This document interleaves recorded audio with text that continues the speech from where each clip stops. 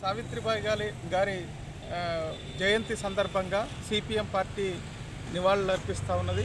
ప్రధానంగా ఈ దేశంలో ఉన్నటువంటి మహిళల్ని ఏదైతే రెండవ పౌరులుగా గుర్తించేటువంటి ఒక మనువాద సంస్కృతి ఉన్నదో, ఈ మనువాద సంస్కృతికి వ్యతిరేకంగా మహిళల్ని కూడా చైతన్యవంతులు చేయాలని, మహిళల్ని ఈ దేశంలో ఒక ఉన్నతమైనటువంటి పౌరులుగా తీర్చిదిద్దాలనేటువంటి ఉద్దేశంతో ఆ రోజుల్లోనే సావిత్రిబాయి పూలే గారు మహిళలకి బాలికలకు చదువు నేర్పించేటువంటి పని ఎంచుకొని ఆ రకంగా మహిళల్లో ఒక చైతన్యాన్ని నింపే పని తీసుకురావటం జరిగింది.